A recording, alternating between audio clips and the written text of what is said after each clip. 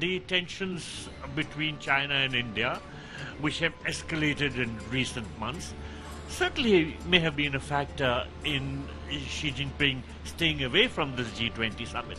But there are other factors too. For instance, the United States-China dialogue has reached such a stage where I think Xi Jinping wants to talk to Biden at a time and place of his own choosing. Then again, China uses these multilateral organizations to enhance its influence. The G20 setting here in India would not have permitted him to be able to successfully play that role. You know, it's interesting because I want to ask you, Ambassador, the sheer fact, are we to look at this summit taking place in India as India being, the playground of the new Cold War, or the emerging of a new world order, which many are also talking about? Because there's no Putin, there's no Xi Jinping, but there's, of course, Biden, there is Mr. Rishi Sunak.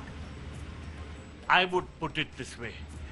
It is not a playground for geopolitics, but it is certainly an arena where India is showing its global importance. It gives it an opportunity for India to show how it can shepherd the interests of the developing countries.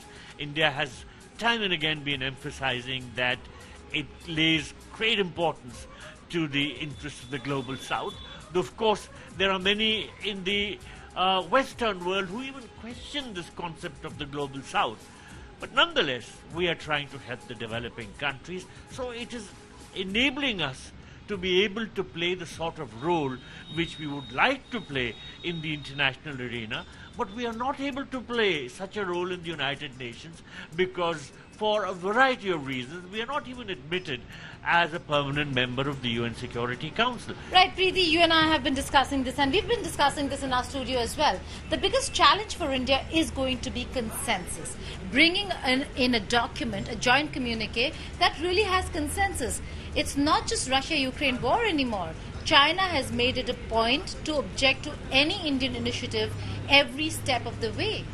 So, are you looking at a consensus document at all? Some officials say a consensus on development, but that's not a consensus document. Geeta, you have rightly emphasized what China is up to. China is not going to be a part of the solution to global economic problems. China is part of the problem itself. It has created several aspects of the economic issues which are confronting the world. So China would not play along with a communique which would be acceptable to the other G20 members. I don't see the possibility of a communique as being very strong. If you remember, at the foreign ministers meeting which was held earlier this year, no joint communique was issued. There are deep differences. So if at all there will be a joint communique, it will be one where only, certain issues will be touched upon, but the Western countries would like to have reference to the Russia-Ukraine war, and there will be the Chinese and the Russian delegations which will oppose that, so there could be a stalemate. So I would not be too surprised if there is no joint communique. I know we have to close this. We've got to close this, so it's like a hop-on, hop-off bus, as Nabila and I have also been taking you through the city. We're going to end this there. Thank you, Ambassador.